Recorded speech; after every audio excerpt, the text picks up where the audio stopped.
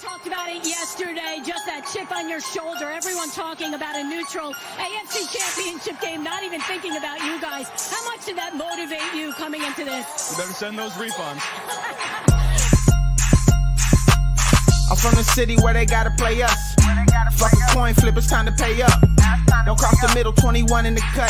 We ain't hiding from nobody, run and tell them it's up. I'm from the city where they gotta play us.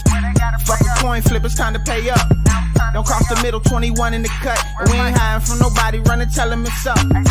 Back-to-back champs, kings of the north with it. Thinking they can hang with us, still ain't jumped out the porch with it. Long bomb to chase every Sunday, watch him go and get it. Double up on him, then we gon' double down on T. Higgins. Then throw Boyd in the mix, now you really iffy. Every Sunday showing boys how to really gritty. They try to shuffle up the game on us, but they ain't icky. Flip the coin, kick the toe right to the go and get it.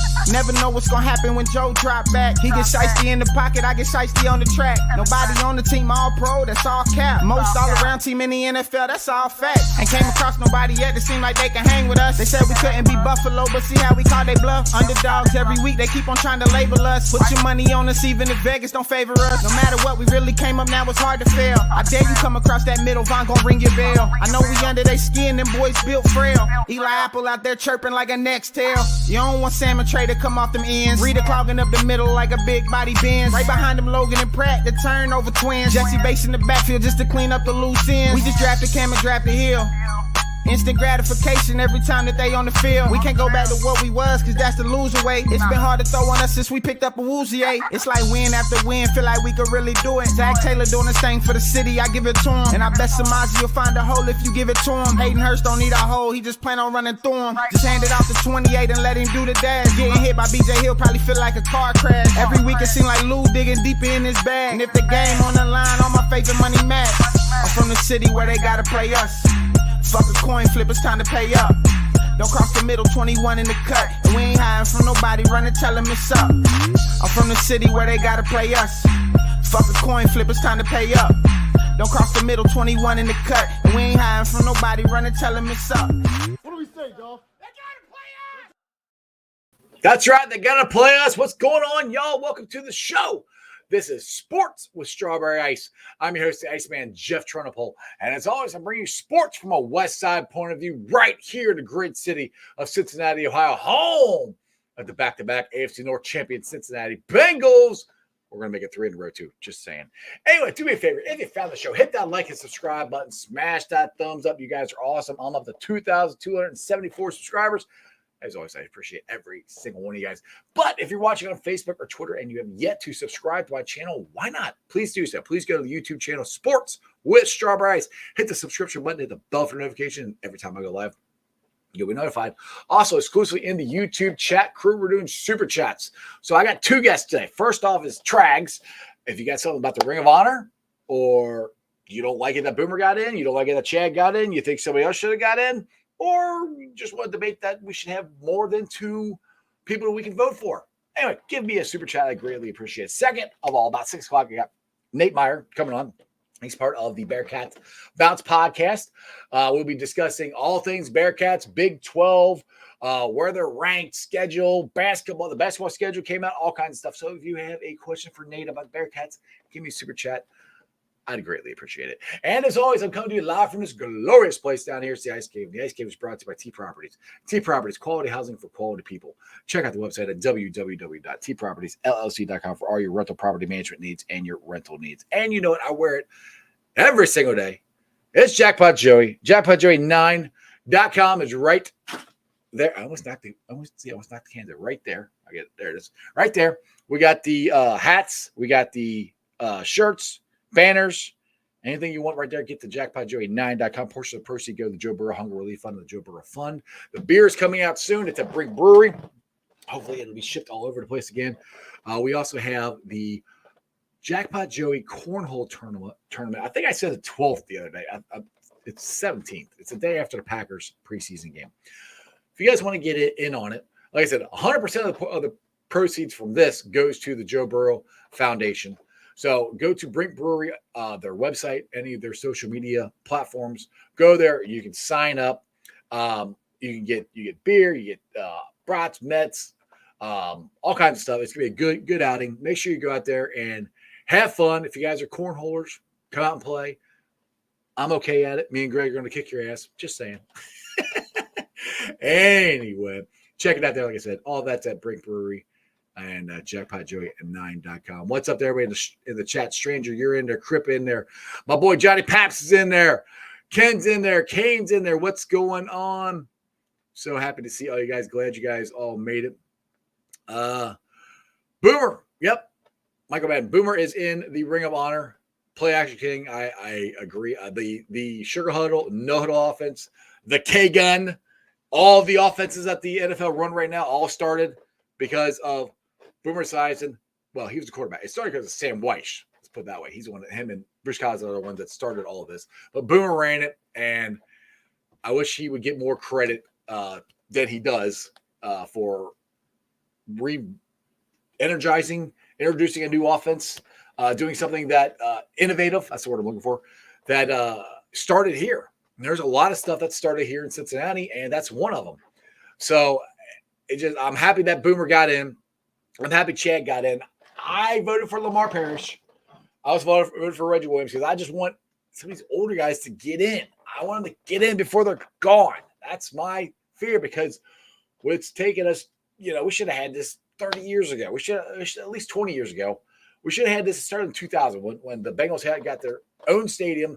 That's when we should have started this, but we didn't. And we got such a backlog of players that deserve to be in there. And kind of what we talked about on Bengals and Bruce earlier today is they're going to start adding guys to the list. AJ Green, Geno Atkins, guys like that. Andy Dalton. You say which one by Andy Dalton. He might be considered for he's got to retire, but those guys are going to be added to the list. And my fear is Lamar Parrish. These guys are still going to get forgotten, and that's what we can't happen. But for more on that, let's get to my boy, Mike Petraglia. We call him Trags. What's going on, Trags? How you doing, Iceman? Good, brother. Good. Glad to see you. Glad you can make it. So, big day today. Boomer Esiason, Chad It was Johnson, fun. Ring of Honor. You got to interview them both. How'd that go? I got to watch the interviews, but I mean, something they said in the comments that kind of stuck out to you? I think with Boomer, he has an appreciation of how far the Bengals have come as an organization, marketing and PR wise. And I think self-awareness. I think Boomer is, and I asked him about this, if he appreciates anything about the way the Bengals do business now as opposed to when he played for the franchise. And he said, sure. I mean, the team has entered the 21st century, and that the team, I think, and he credited, Paul Brown's great-granddaughters and the way Katie Blackburn has raised her two daughters, Elizabeth and Caroline, who, by the way, Caroline was the one who introduced both players this afternoon. Mm-hmm. The way they have carried the team and really helped the team get to that next level. In terms of awareness, in terms of reaching out to the fan base, which obviously any Bengal fan over the last 3 decades knew coming into the 2020s that they had to really start doing that if they were going to keep their fan base and reestablish that connection. And that's what Boomer Esiason kind of recognized today. He also recognized some of his, this stuck out to me because I'm a football nerd, Iceman, and I love it when the assistant coaches get love and get recognition. Yes. And, before Bruce Coslet was a head coach for those ill-gotten years. Oh, you're on mute.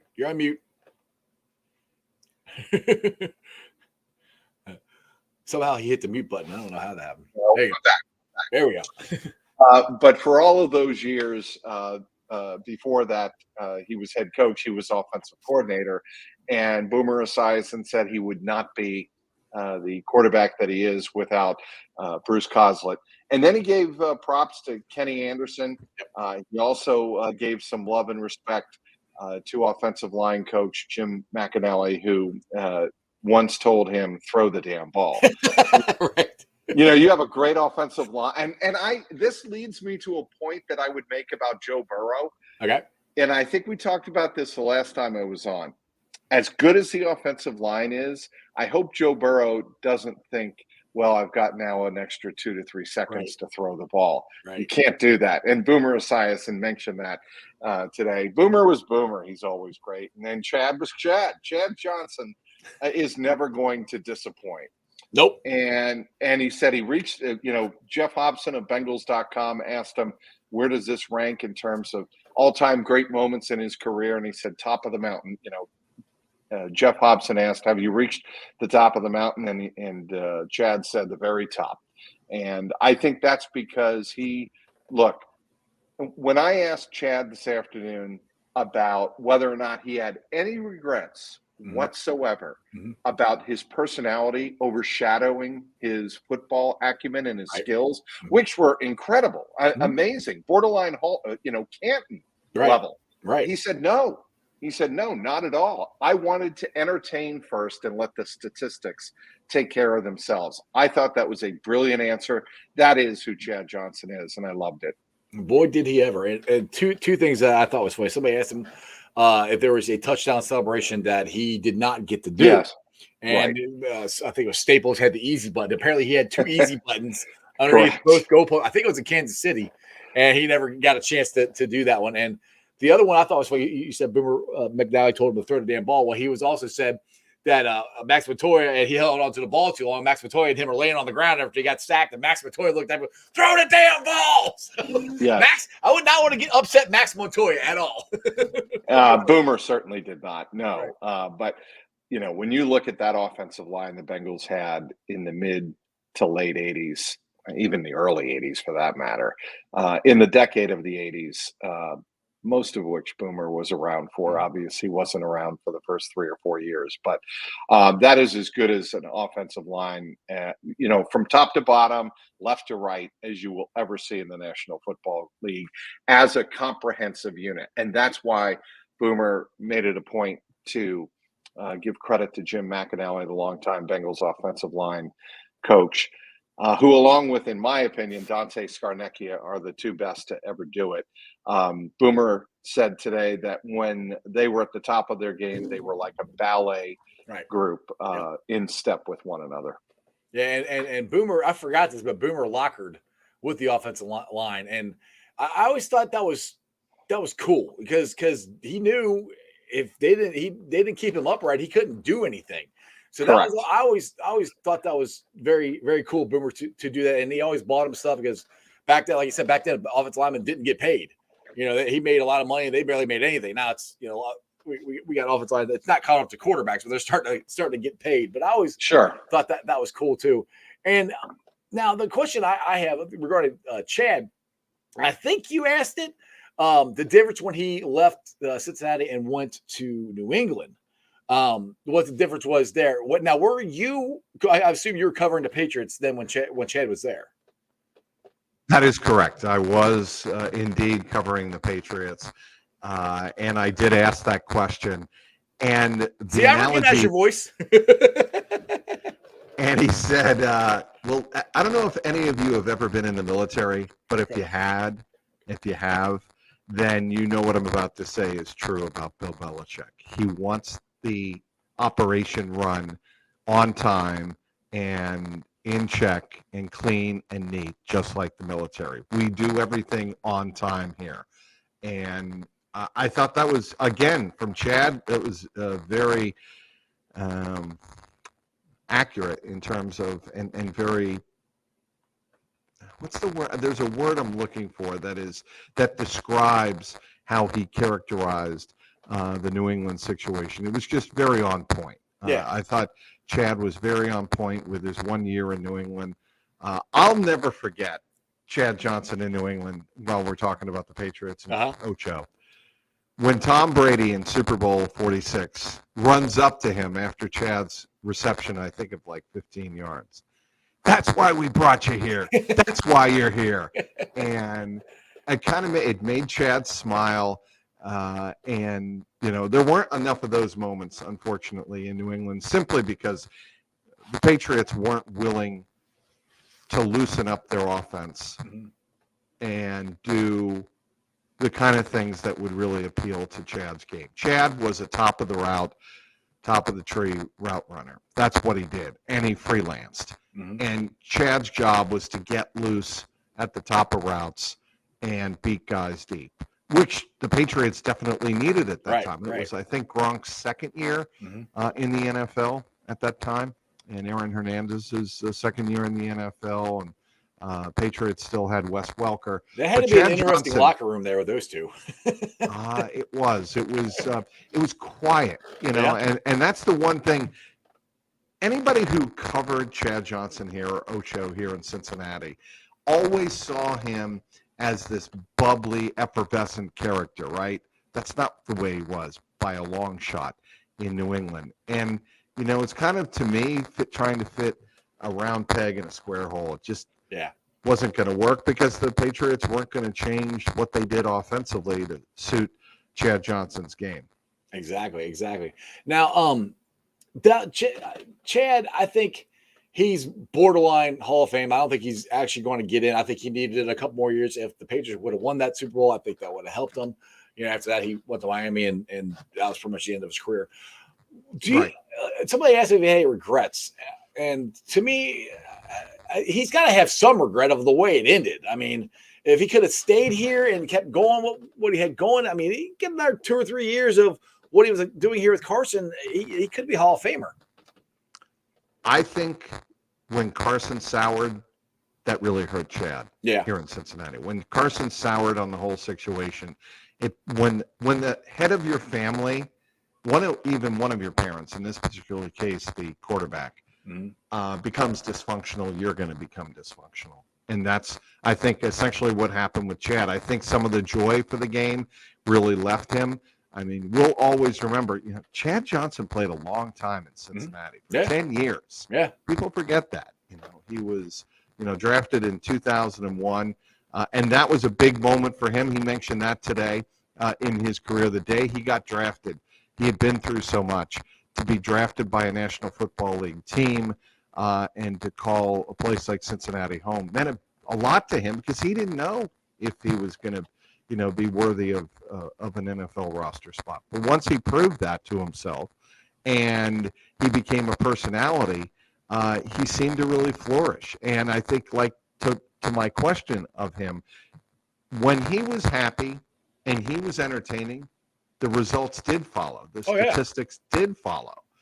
But when he wasn't, and there were times, obviously, toward the end in Cincinnati where he wasn't, his numbers not coincidentally dropped off.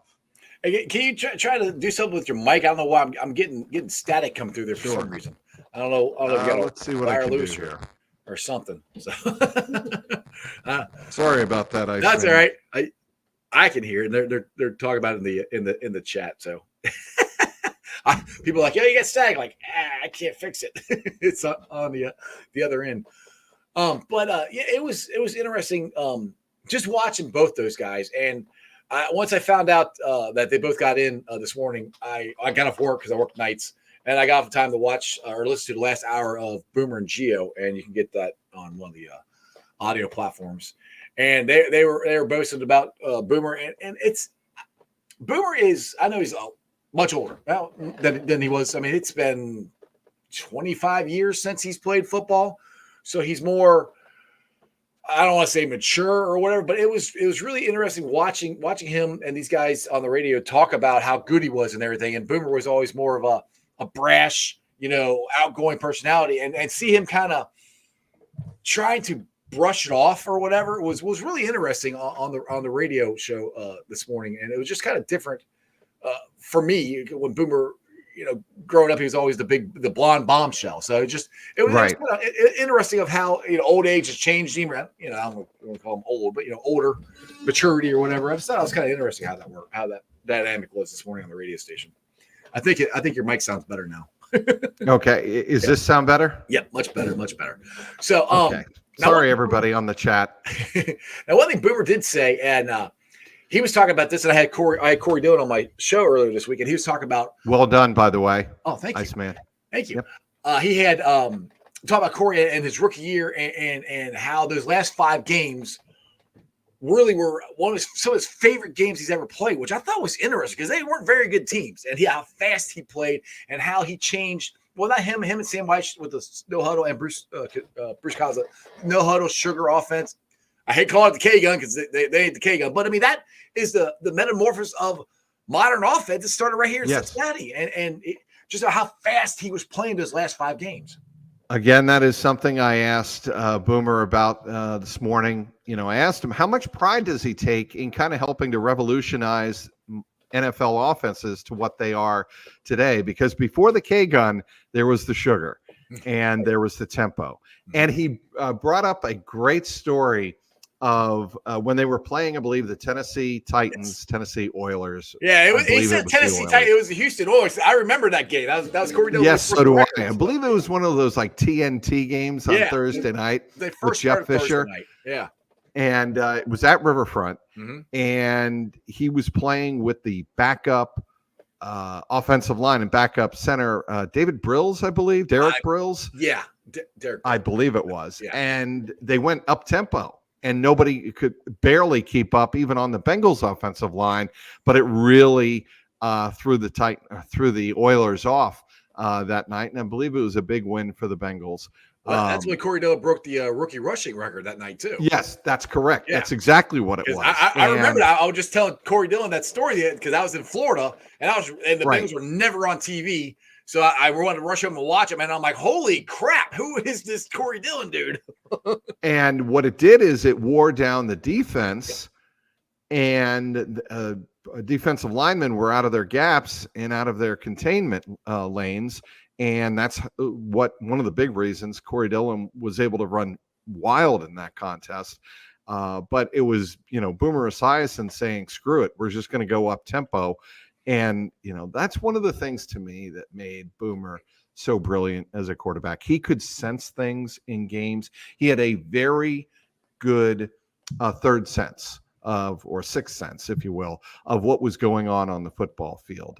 And, I see the comment. I remember that 65-yard swing pass to James Brooks that wore down the Oilers.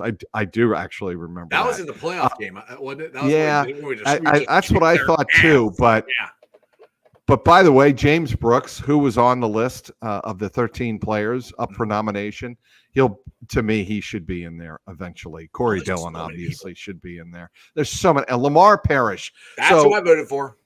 Initially, when people asked me, when the 13 names came out, I think in March or April, whenever it was, I said, or maybe it was January, I forget.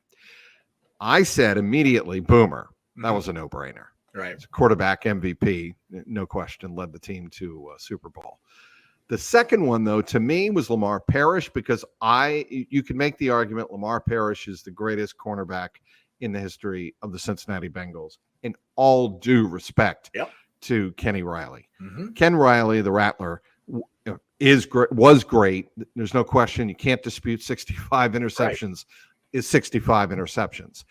No one ever threw at Lamar Parrish. That's the point.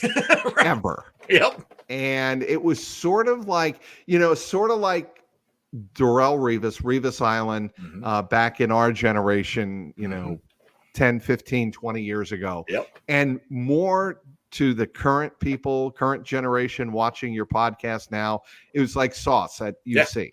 Nobody ever threw it at Gardner. Opposing teams never threw it, very rarely threw at Sauce. That's why he never in the history of his time at University of Cincinnati ever gave up a touchdown in one-on-one coverage. It's pretty easy when they don't throw at you. But that's what I said. And my concern is Trags, and like I said, both of them are deserved. Chad deserves it. Boomer deserves it. So many guys deserve it. I'm just worried. I don't want, like Lamar Parrish, I don't want him to not be here when he finally gets in. That's my point. And the thing is, and that's a great point, Jeff. That is an outstanding point. And I see what Greg is commenting on in the comments section. There was no better punt returner than Lamar Parrish. To me, if you were getting a beverage or something at the concession stand, and the opposing team was punting, you got out of line and got a view of the field for Leap and Lamar. Yep. There was a punt return I remember against the Washington Redskins that to this day, he was bouncing all over the place and returned it for a touchdown. He had a couple of returns, I believe, against Cleveland. And please, people in the comments section, have some, grace, have some, compassion for me, for my memory. But there was a team in which he had 2 punt returns or 2 returns for a touchdown. It might have been against the Oilers. I can't remember now. But he was sensational to watch. He was must-watch TV at that time. Must-watch football if you were in the stands. Love Lamar Parrish. He'll be in there. He may even be in there next year. I think Corey Dillon is an odds-on favorite to make it in there next year. I think that would not surprise anybody. But Bengals, I think it's interesting the way they're doing this because they're spacing them out over years so that they can, take their time and make sure they can go a decade and a half, 2 decades of, terrific candidates for that Ring of Honor. But the Trags 2 a year, man. There's so many guys, and I think they're going to expand that, Iceman. I think they're going to have to. And my boy Dale brought this up. We're on Bengals and Bruce earlier today, and he has a good point. Like AJ Green's going to start coming into the list. Geno Atkins is going to start coming. There's going to be guys like Kevin Huber. I mean, say what you want, but he's probably the greatest punter, maybe next to Pat McInally. I mean, they're going to add it to this list, so the list just going to keep getting bigger. That's where I'm like, it's going to get to the point where they're going to forget people. Like, I mean, he brought up Bob Trumpy. Bob Trumpy was a great tight end. Most people now don't even know he was a broadcaster. I mean, I remember him mostly for broadcasting. Right. I mean, I did sort of see him as a Bengal, but I was really young then. But I do know what a great tight end he was. And that's another guy that could get in. So I mean, that's my fear. I'll give you 2 names. I'll give you 2 names: Charlie Joyner. Mm-hmm. All right. Yeah. And Chip Myers. Yeah. I don't know. I what? I'm kidding. Go ahead. Keep going. But they were great players on the very early 70s Bengals teams. Right. That I think certainly deserve consideration. It's almost like, to me, when I first looked up at that east facade of Paycor Stadium, when the names went up in the Jacksonville Thursday night game a couple of years ago in 2021, I'm like, those names are awfully big, physically big. Right. They have a lot of players to put up there. I think they're going to have to give some consideration of making those names a little bit smaller so that they can fit more names up on that facade and on both facades, obviously. Yeah. People are throwing Essex Johnson, Jim LeClaire. Yeah, these are all ones. Yeah, I mean, Dan Ross is another one you can throw out there. Yep. I mean, there's so many. I mean, and Jim Breach. I mean, he's a kicker, but he's still the all-time points leader for the Cincinnati Bengals. Right. And at least with Breach, he was on the list this year of nominees. Yeah. So I mean, there's so many, and that's why eventually they got to get us to 4. Some people said 6. I don't see the thing is if we go to 6, to me that might minimize those guys of actually getting their accolades when they correct. And that's a great point. Yeah. And I think 6 is a little bit too bulky. Yeah. And too awkward to handle. I think 3 to 4 would be probably the sweet spot. Now, one thing somebody brought up to me this week, we're at one of my daughter's friends' graduation parties, and I thought this was a good idea. If you do 4, you could also have some of the former Bengals or the Ring of Honor members, let them vote somebody in. Get kind of spread it out a little bit, and I understand the season ticket holders and stuff. And Corey Dillon is right; it's a popularity contest. I mean, it is. So that's where I'm like, maybe bring in some of the players, maybe just the Ring of Honor guys, let them vote for one of their peers. I don't know. What's your thoughts on that? I don't know. I haven't given it enough thought to really give it intelligent. And I'm serious. When you think about something like that, and having it's always going to be a popularity contest. Mm-hmm. I think Corey deep down knows that, right? Oh yeah. But to me, there are no brainers. And if you've watched the Bengals, you know what you know when you see it. Sorry, excuse me. I tried to hold that off as much as I could. Couldn't hit the mute button. But anyway, you know greatness when you see it. And I think most Bengal fans who have watched this team over decades know the players that should be up there. And I think, it's like the Baseball Hall of Fame. Mm-hmm. If you have to make a real strong argument for a player, then they probably don't belong. That's always been my opinion about any Hall of Fame, any Ring of Honor. And I also see the point, and thanks, Crep Keeper. The Cowboys have 21 names in their Ring of Honor. That's a lot. Mm-hmm. And it'll take a while for the Bengals to get there. Again, I think they're going to have to, make some of those names smaller by the time we get up into the mid 2030s, but that's a ways off. Right, exactly. If they're still playing at Baycor. Yeah. Either way, Trags, I'm happy that we can actually have this discussion. It's not a what if anymore. And I know we say that every year, but for so long it was a what if. Well, if the Bengals had this, who would you put in? We have it now. And I'm very happy that we do have it. So we can argue about who should have been in. Either way, Boomer and Chad are both deserving. I'm happy they're both getting in. I can't wait for it to start. Training camp is starting soon. We're going to be there. You guys got the mock turtle soup coming Monday. They won't let me into that. I'm not that cool. But I will be on the bridge Wednesday. What are the stories that you're looking for to really pay attention to at training camp? The safety situation. How did Dax Hill and Nick Scott look? How does Cheeto Awuzie look? Is he as good in pads in training camp as he looked in OTAs, which is to say exceptional? He looked in great shape. Right tackle. How does Jonah Williams look? He'll get the starting nod there. Then Jackson Carman behind him. One would assume that La'el Collins, even though he did, participate in some activities on the rehab field or the rehab side end of the stadium, the north end of Baycor Stadium during OTAs and minicamp. How does he look? Certainly the punting competition. I think to me at this point, Brad Robbins has got to be the guy. I don't think there's any doubt. I think Brad's going to get it. How does Irv Smith look? To me, that's going to be a big part of their offense. And can he stay healthy? Joe Mixon. Mm-hmm. I think Joe Mixon could still have a very big role and a very big year for the Bengals. I don't think he's washed up. That being said, he's got to be better. He's got to have more explosive plays than they had last year. I do think another full year with the Bengals offensive line, as it's been fortified, is going to help him. I think they were getting used to each other last year. Remember last year, when you talk about the offensive line and the greatness of the interior line, they were running with a different style at the beginning of the season. Yes. And then they changed their philosophy midway through the season, and Mixon had to adjust to that. I think that actually helped Mixon quite a bit. And, now I think everybody is more on the same page in the running game. So the running game is certainly something I'll be paying attention to as well. Now I'll put this comment up here, but it's something that I kind of think Jackpot Joey Matty here says Dan Horperson told him at safety for Alabama looks like a 3-year pro.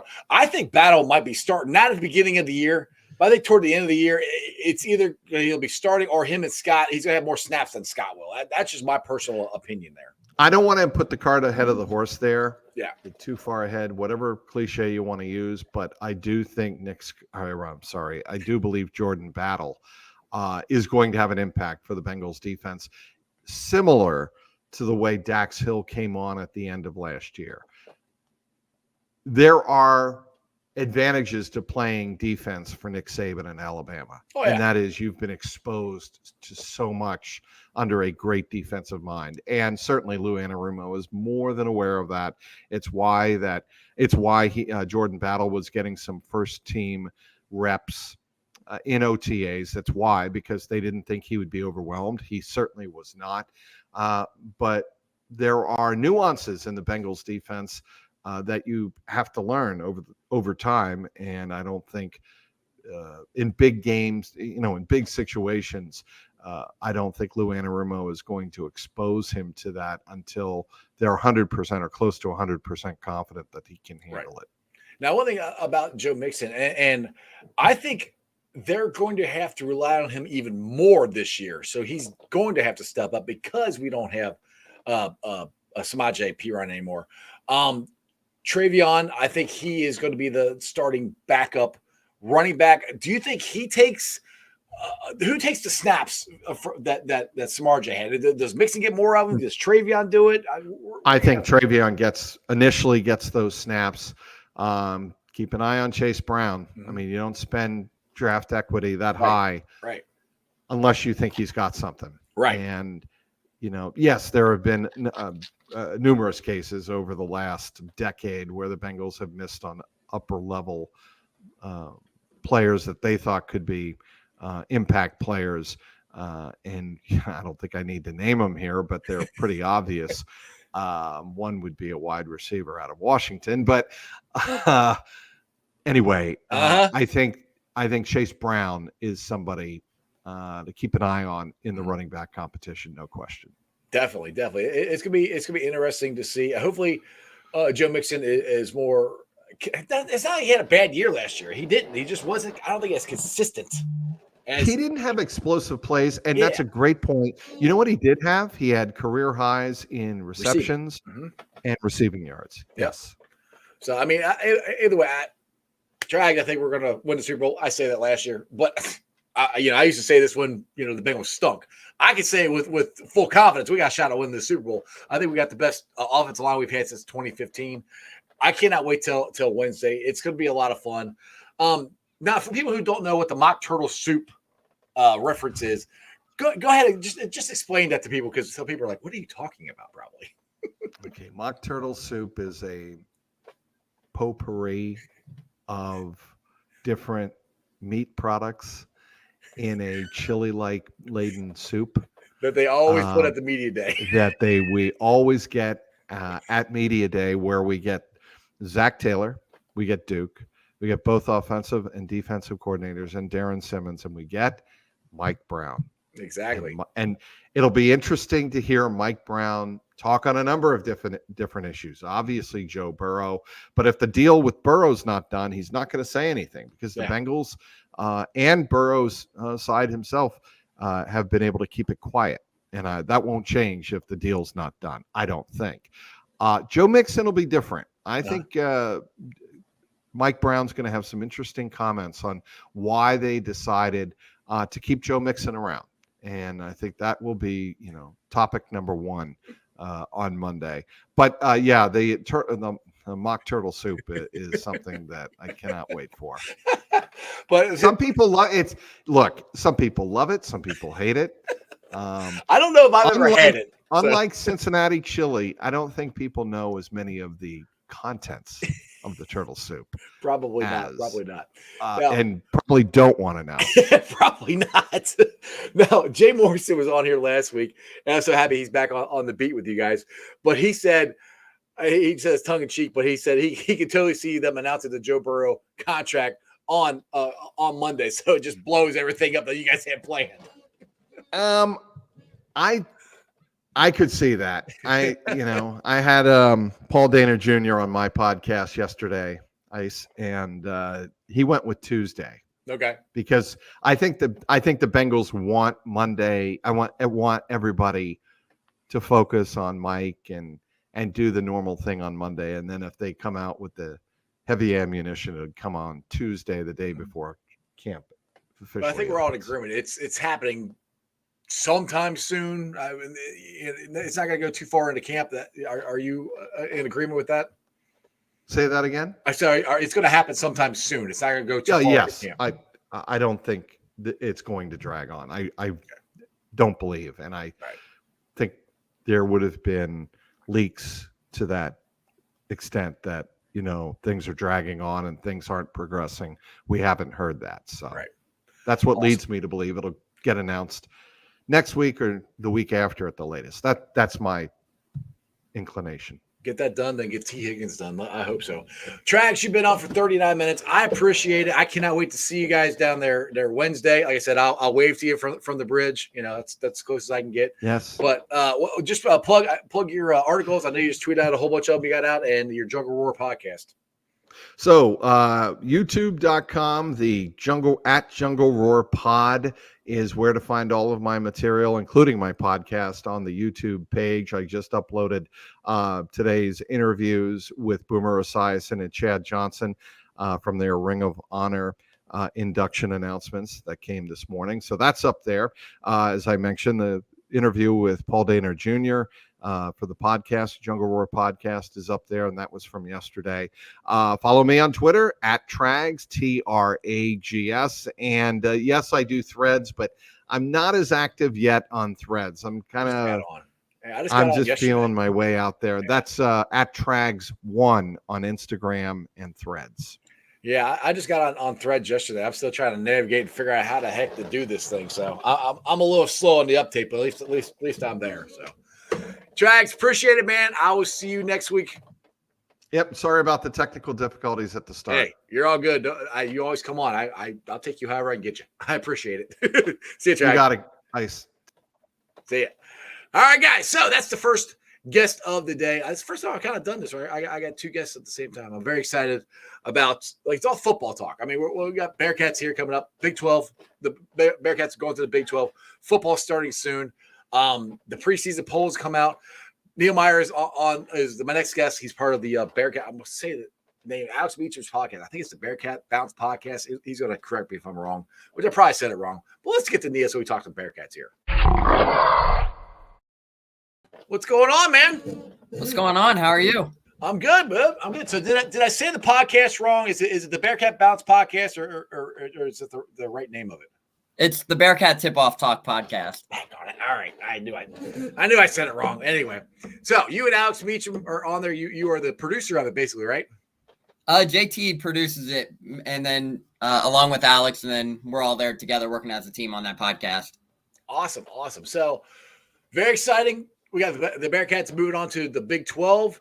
What are the first thoughts you've had with covering the football team going into the Big 12? They just had media days last week. What's the big stories for the Bearcats going into the Big 12? Yeah, obviously the preseason polls came out.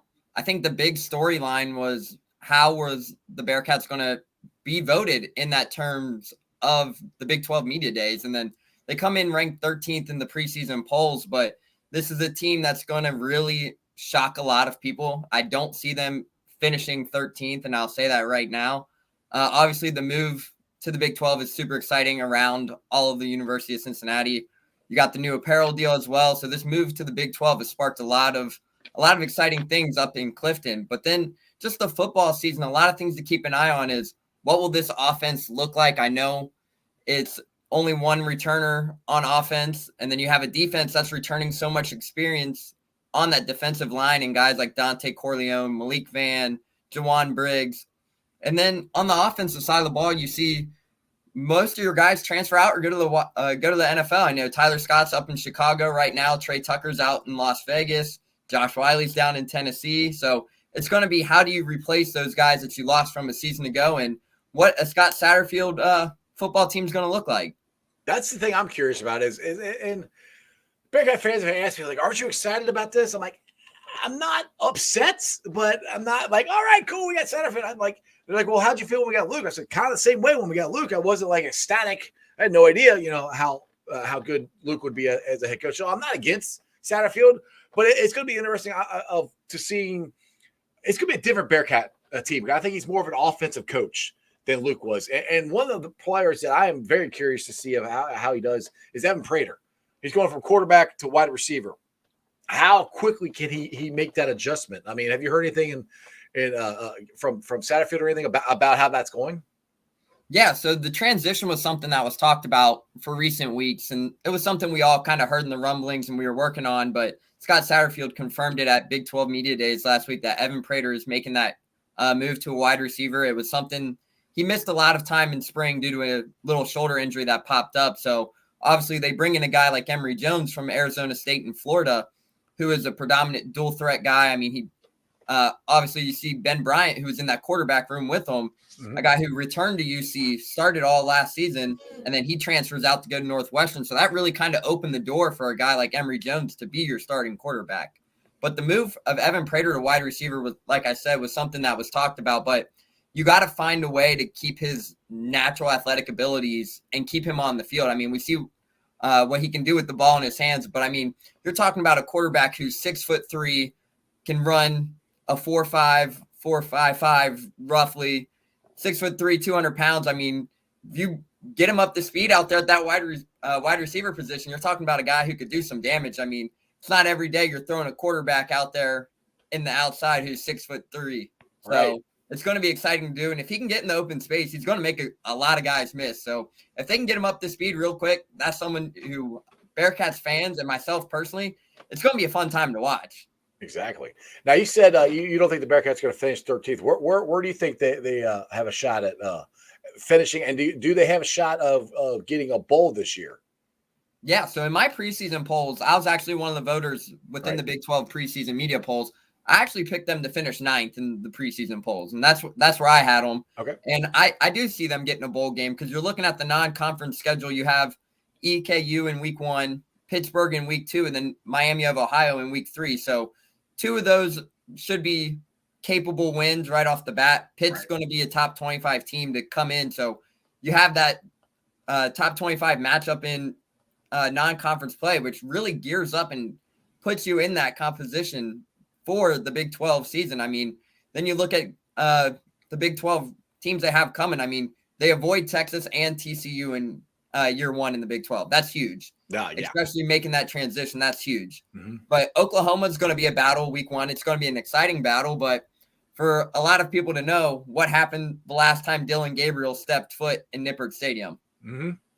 So I think, me personally, the sky's the limit for them. I know the defense is going to cause a lot of teams a lot of troubles with guys like Jawan Briggs, Dante Corleone, and Malik Vann, as we mentioned, but they really beefed up there in the secondary. And we're also going to see Deshaun Pace take that next step into his transition from playing that linebacker position to really dropping back into that star defensive back position. So it's going to be interesting to see how he really adjusts to that position. I think that's a great move for him personally. So I definitely see them winning. I think they'll be bowl eligible, but it's going to be roughly 6. I think they go 6-6, 7-6 at top. That's where I would have them. That sounds good for the first year in the Big 12. Now, Crip Keeper here he's very optimistic. He said, "I see the Big 12 championship for the Bearcats this year." Have you guys seen our schedule? We got this. I see the schedule.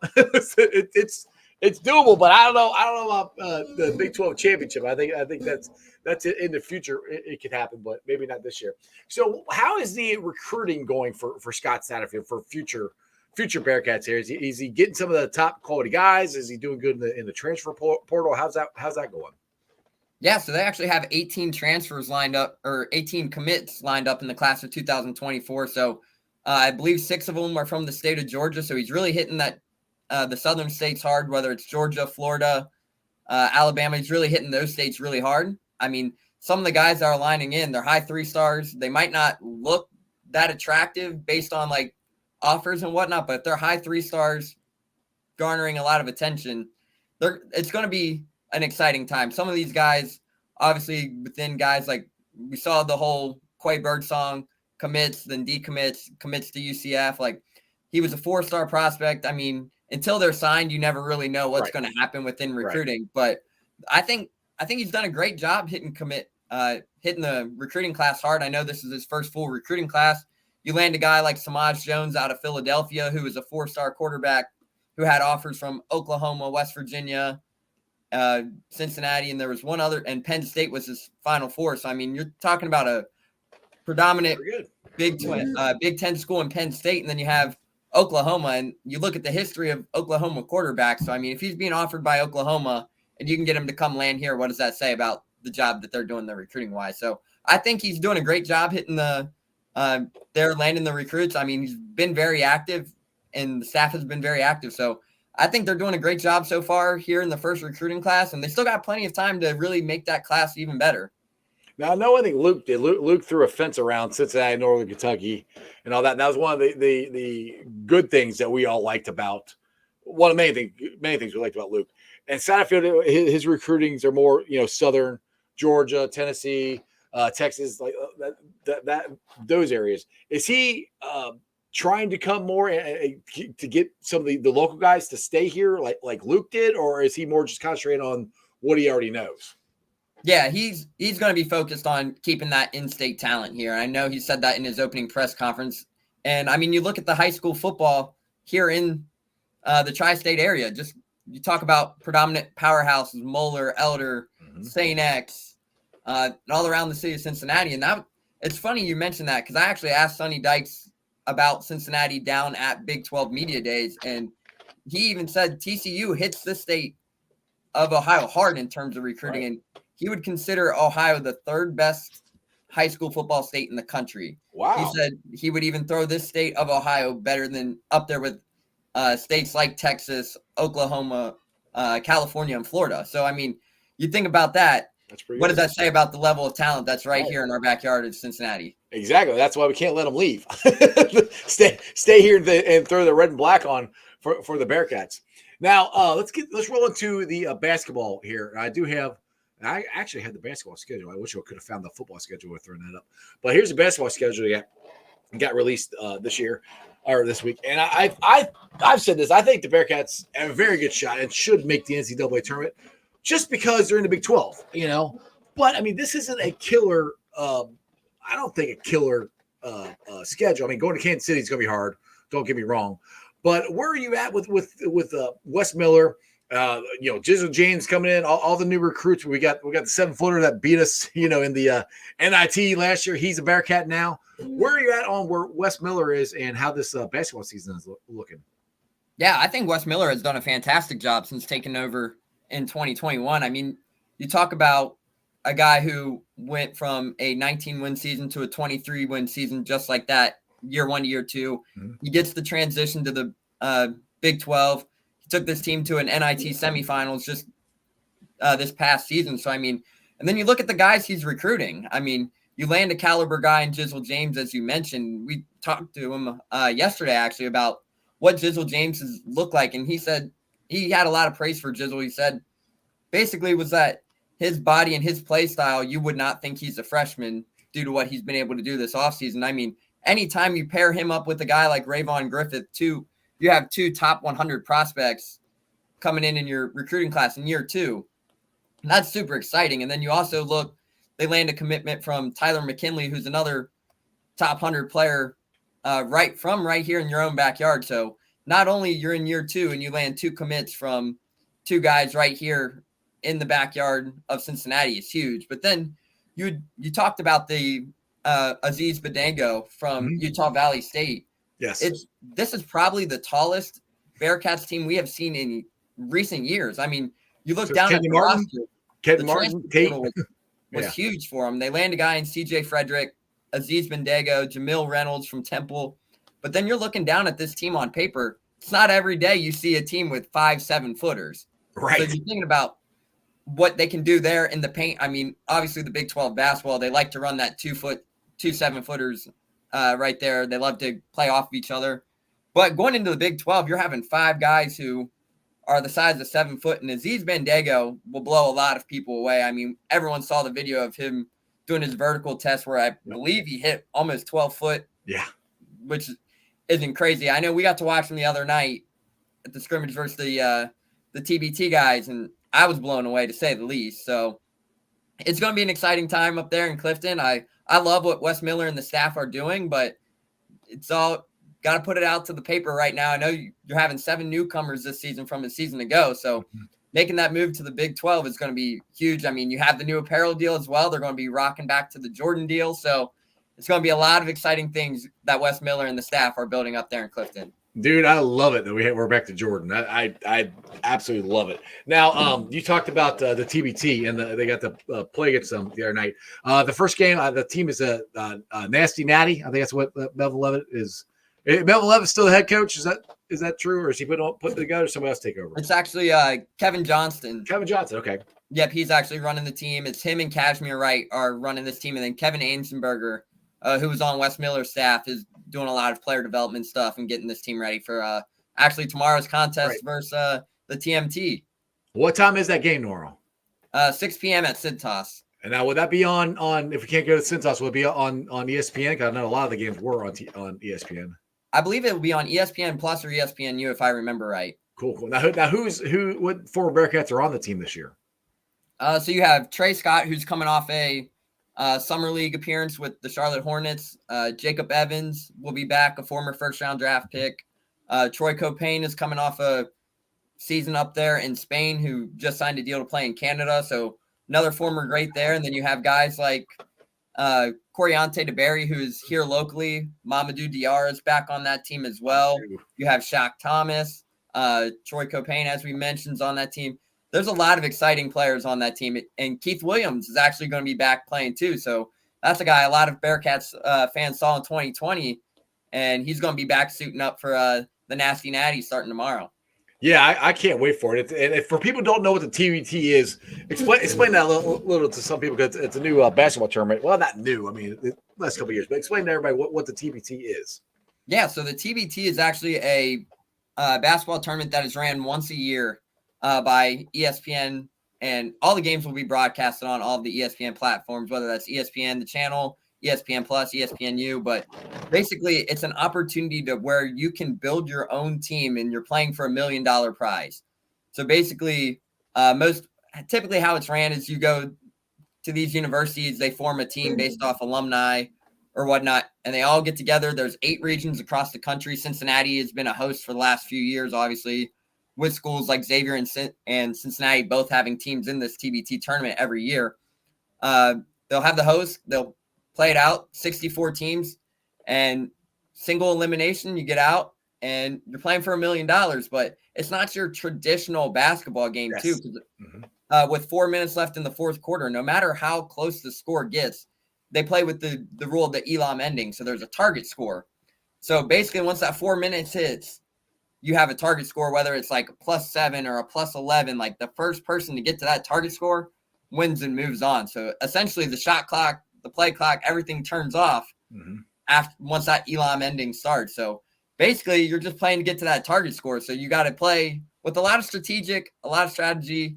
You got to really it takes a lot of coaching. And I mean, we saw that last season with this team. I know they had that Fort Wayne team on the ropes, ready to beat it, and then burnt the timeout early, and Fort Wayne came back and ended up beating them 71-67 there to knock them out in the first round. But this is a team that's going to be very exciting to watch. I know I talk with Kevin and them very frequently. I know they're all excited to go into Cintas because hoping to get that first win, because most of these guys on this TBT team, they've never won at Cintas. Yeah, that's true. Don't you have to go there. You don't have to remind us of that. Oh, dude, I'm so tired of losing them. Speaking of rivalries renewed, though, you see UD, they signed a contract to have their basketball rivalry renewed. I think it's great. I don't understand why these local teams don't play each other more. How did that come about? You know, how did they all of a sudden decide to start that rivalry back? Yeah, so from what we gathered yesterday, at the press conferences with Anthony Grant and Wes Miller, it sounds like it was just a conversation with both administrators on the Cincinnati and the Dayton side, but it's a 1-year deal, so it's not a home and home like most traditional college basketball agreements are. But it's a huge deal. Obviously, we mentioned it's always great to play a team who has such rich history. Right. You know, Dayton has been A-10 champions the last 4 or 5 years and have a great program up there. Anthony Grant's done a tremendous job in flipping that program around. And you're thinking back on it, how many people watched Obi Toppin in recent years dominate at a small school like Dayton? So, I mean, anytime you can get these in-state rivalries, I mean, you see what it does for the city of Cincinnati when they play Xavier. Just now you're reuniting the rivalry with Dayton. I mean, you're playing it at a neutral site. Yeah, it's at Heritage Bank Center downtown. I know not many people are happy about that, but it's at a neutral site. You're in the middle of downtown. It's in driving distance from both schools, but it's huge, especially making that move into the Big 12. Like, that's a huge conference or non-conference game heading into the Big 12. Although it is just a 1-year deal, I know they have discussions. They haven't had any discussions yet on making it year 2, but the option is on the table of renewing it. But right now I think they're kind of focused on year one, but if you can lock in that deal and reunite that rivalry heading into the Big 12 and keeping that thing going, that's huge. That's a huge conference game. If you can add Dayton and Xavier to your non-conference schedule each year, what else can you go wrong with? I mean, it's two competitive teams right there who will probably both find their way to the NCAA tournament for many years to come. So, and that's huge. You want to play those games in non-conference. Exactly, and the thing is, what I'm hoping is since we get to the Big 12, we'll have better competition that will be ready to play Xavier, ready to play Dayton, and get these wins. But yeah, it's a very exciting time for the University of Cincinnati. I can't wait for football to start, basketball, and they got the TBT coming up here. So there's so many good things going on with the University of Cincinnati. Nippert is awesome. I always love, my favorite time to go there is Nip at night. I don't care. I always said it is the coolest venue. The football stadium is right in the middle of the freaking campus. It's down in the hole. At nighttime, it is the coolest place to watch a football game. I dare anybody to try it and tell me they don't love it. It's awesome. But Neil, it's been awesome having you on the show. Tell everybody where they can follow you at, any articles or anything else you want to plug before I let you go. Yeah, so you can find us at thefrontofficenews.com. You can find myself on Twitter at MeyerNeil6. You can also find editor-in-chief JT Smith on Twitter at JT_Smith. And you can find us plugged in at the Front Office News online, on our website, on all social medias. I know this week we've been very busy, as Jeff and I have talked about. We have all the interviews with Anthony Grant, Wes Miller up on the site, talk about the UD-UC rivalry renewed. We also have 5 exclusive interviews with guys from this TBT team up on the website. And we've also been pumping out a lot of content. We just got back from Big 12 Media Days as well, so we have all that content up on the website. So just make sure to check us all out there. I know Jeff mentioned it earlier. He's not really on the Threads app yet. I'm not really. I'm on it. I don't know how to use it yet. I'm working on it. Yeah, I'm still learning the ways of Threads as well. But yeah, make sure to just check us out there. I know you can find all of our work on there, and we appreciate everyone supporting us. And you can also find us on our YouTube channel as well. Absolutely, man. I appreciate it. Hey, next, I gotta have you back on sometime, and one of these days we're gonna work it out so I can get Big Meech on here again sometime. But the schedules have been crazy. But I appreciate you coming on. Make sure you we stay connected. I mean, you got a crazy uncle. I'll just say that. I've heard of that guy. Anyway, I appreciate you, Neil. You take it easy, brother. Yeah, absolutely. Thanks for having me on. No problem. All right, guys. I hope you enjoyed that as much as I do. By the way, Matty Myers is his uncle. So that's why I was picking on him about that. But, yeah, go check him out. Go follow him there. They got a lot of cool content. Bearcats, the TBT, football's coming up. They just got the Big 12 Media Days. So my thoughts to Neil for coming on. My thanks for Trags for coming on. This has been a really cool show. I had one big show today. I will not be doing a show tomorrow because I will be heading to here it is, Little Miami Brewery with Big Ted Karras. He'll be there. Start to 4 o'clock. 4 to 9 is what they're saying. They'll be selling the Cincy hats. Now, these ones they'll be selling there exclusively. Now you can get these on the website after tomorrow, but the visors, the bucket hats, those ones will be sold exclusively at Little Miami tomorrow. Like I said, start to 4 o'clock. Ted will be there. He'll be signing autographs. The Brew Crew is going to be there. Dale's actually leaving Portsmouth to come down and hang out. Chop's going to be there. Actually, Chop's going to pick me up. So he's going to take me. Greg is going to be there. Actually, Greg might be there right now in the parking lot, camping out in his car so he can get a good table. I cannot confirm nor deny that, but there are reports that Greg is either on his way there or already there. So either way, make sure you guys show up. It's for a good cause. We're having a good time with Ted. And like I said, come hang out with the Brew Crew. What could be better? Let's get to the Facebook groups that let me live stream, and I appreciate every single one of them. They are Houday Nation, Houday Legion, Bearcat Ruckus, Radical Reds, the Ohio State Bucknuts. And they can follow me on all my social media platforms, all under Sports with Strawberry Ice. I'm on Facebook, Instagram, Twitter, and TikTok, and now Threads. TikTok is at Iceman90. Twitter is at Jeff A. Trunapole. Threads, I think, at Sports with Strawberry Ice. Like I said, you can look for me. I just started that one, and like I said, I'm trying to figure out how to worm my way through that one. So check me out on all of those. I'll be pulling out sound off later on tonight. Put it on the podcast on BeanPod, Apple iTunes, Spotify, Google, Stitcher Play, pretty much wherever you get your podcast. Please make sure you rate, like, and review. Give a 5-star review. and a comment so more Cincinnati fans can find my podcast. YouTubers, we're at 2,274 subscribers. As always, I appreciate every single one of you guys. Just tweet out the show, tell your friends about it, share them. If you're watching Facebook or Twitter, go subscribe to the channel, Sports Strawberry Ice. I can't grow unless you guys help me, and you guys have helped me a ton, and I appreciate you guys. This has been a really cool show. I can't wait for football. The Reds won today, 2 in a row. I won money. They're going on a winning streak. They're going streaking, baby. We're 2 down, win tomorrow.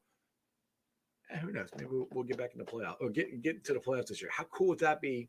The Bearcats open up the season in the Big 12. The Bengals open up the season, and the Reds are in a playoff run. That could be pretty fun. I'm here for it. I don't know about you guys, but it's a great time to be a Cincinnati fan. Other than that, training camp starts Wednesday. Mock Turtle Soup Monday. Joe Burrow, jackpot's contract coming soon. Hopefully. That's just sports, baby. See ya! Talked about it yesterday, just that chip on your shoulder. Everyone talking about a neutral AFC championship game, not even thinking about you guys. How much did that motivate you coming into this? You better send those refunds. I'm from the city where they gotta play us. Fuck a coin flip, it's time to pay up. Don't cross the middle, 21 in the cut. We ain't hiding from nobody, run and tell them it's up. I'm from the city where they gotta play us. Fuck a coin flip, it's time to pay up. Don't cross the middle, 21 in the cut. We ain't hiding from nobody, run and tell them it's up. Back-to-back champs, kings of the north with it. Thinking they can hang with us, still ain't jumped out the porch with it. Long bomb to chase every Sunday, watch him go and get it. Double up on him, then we gon' double down on T. Higgins. Then throw Boyd in the mix, now you really iffy. Every Sunday showing boys how to really gritty. They try to shuffle up the game on us, but they ain't icky. Flip the coin, kick the toe right to the go and get it. Never know what's gonna happen when Joe drop back. He get shiesty in the pocket, I get shiesty on the track. Nobody on the team all pro, that's all cap. Most all around team in the NFL, that's all fact. Ain't came across nobody yet that seem like they can hang with us. They said we couldn't be Buffalo, but see how we call they bluff. Underdogs every week, they keep on trying to label us. Put your money on us, even if Vegas don't favor us. No matter what, we really came up, now it's hard to fail. I dare you come across that middle, Von gon' ring your bell. I know we under they skin, them boys built frail. Eli Apple out there chirping like a next tail. You don't want Salmon Trey to come off them ends. Rita clogging up the middle like a big body Benz. Right behind them Logan and Pratt, the turnover twins. Jesse Bates in the backfield just to clean up the loose ends. We just drafted Cam and drafted Hill. Instant gratification every time that they on the field. We can't go back to what we was, cause that's the loser way. It's been hard to throw on us since we picked up a Woozier. It's like win after win, feel like we could really do it. Zach Taylor doing his thing for the city, I give it to him. And I bet Samaji will find a hole if you give it to him. Hayden Hurst don't need a hole, he just plan on running through him. Just hand it off to 28 and let him do the dash. Getting hit by BJ Hill probably feel like a car crash. Every week it seem like Lou digging deeper in his bag. And if the game on the line, all my favorite money match. I'm from the city where they gotta play us. Fuck a coin flip, it's time to pay up. Don't cross the middle, 21 in the cut. And we ain't hiding from nobody, run and tell them it's up. I'm from the city where they gotta play us. Fuck a coin flip, it's time to pay up. Don't cross the middle, 21 in the cut. And we ain't hiding from nobody, run and tell them it's up.